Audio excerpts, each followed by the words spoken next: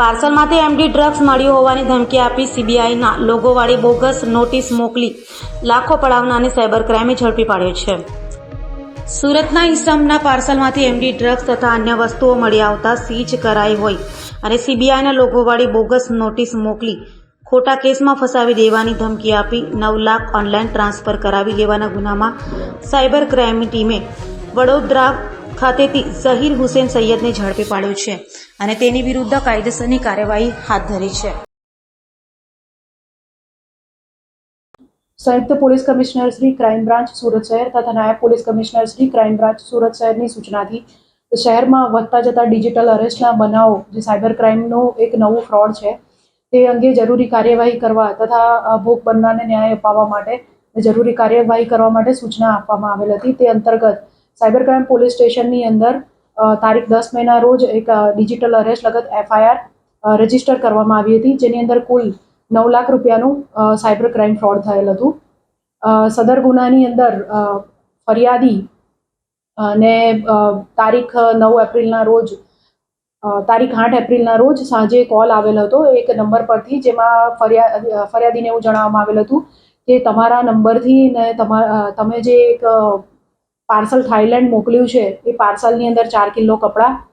3 credit card તથા 140 ગ્રામ MD drug મળી આવેલ છે, જેથી તમારું પાર્સલ છે થાઈલેન્ડ પહોંચ્યું નથી અને હવે તમારે ક્રાઇમ બ્રાન્ચમાં હાજર થવાનું રહેશે. ત્યારબાદ ક્રાઇમ બ્રાન્ચનો સંપર્ક કરવા જણાવી એક નંબર ડાયવર્ટ કરવામાં આવ્યો અને એની અંદર ફરિયાદી સાથે વાત કરવામાં આવી ઇન્સ્પેક્ટર તરીકે ઓળખાણ આપીને, જેમાં અરજદારને ફરિયાદીને કહેવામાં આવ્યું કે આપ 3 મહિના સુધી જેલમાં જશો, તમારે અહીંયા ક્રાઇમ બ્રાન્ચમાં હાજર રહેવાનું છે. ત્યારબાદ સીબીઆઈ જરૂરી કાર્યવાહી કરશે એવું અરજદારને કહી પહેલા અરજદાર પાસે ટેલિગ્રામ ડાઉનલોડ કરાવવામાં આવ્યું. ત્યારબાદ ટેલિગ્રામની અંદર સ્કાઈપ આઈડીનું લિંક મોકલીને સ્કાઈપ આઈડી ડાઉનલોડ કરાવવાની કોશિશ કરવામાં આવી. અરજદારના મોબાઈલમાં સ્કાઈપ ડાઉનલોડ નહીં થતાં ટેલિગ્રામ પરથી વિડીયો કોલ દ્વારા ક્રાઇમ બ્રાન્ચના અધિકારી તરીકેની ઓળખ આપી એક મેડમ સાથે વાત કરાવવામાં આવી. આ સમગ્ર વિડીયો કોલ દરમિયાન કોઈનું પણ મોઢું દેખાતું ન હતું. તો આ સમગ્ર પ્રક્રિયા દરમિયાન અરજદારને સીબીઆઈના નકલી નોટિસ સીબીઆઈના લોગોવાળી આપવામાં આવી, જેની અંદર ફરિયાદીને એવું કહેવામાં આવ્યું કે તમે ભારત છોડીને જઈ શકશો નહીં, પોતાના રૂમની બહાર જવું નહીં અને કોલ કટ કરવો નહીં, તપાસમાં સહકાર આપવો વગેરે રીતના અરજદારને ફરિયાદીને બીવડાવવામાં આવ્યા. એક દિવસ વિડીયો કોલ એ રાત ચાલુ રહ્યો અને ત્યારબાદ બીજા દિવસે અરજદારને તેઓ જેન્યુઇન પર્સન છે કે નહીં એ ચેક કરવા માટે એમને બેંકમાં મોકલવામાં આવ્યા વિડીયો કોલ ચાલુ રાખીને અને ફરિયાદી પાસેથી તેમના બેંકની અંદર માત્ર 15,000 રૂપિયા બાકી રાખીને તમામ બેલેન્સ તેઓ દ્વારા જે એક સિક્રેટ બેંક નંબર આપવામાં આવે એકાઉન્ટ નંબર તેની અંદર ટ્રાન્સફર કરવામાં આવ્યું, જેમાં અરજદારે વીને 9 લાખ રૂપિયા જેટલી મોટી રકમને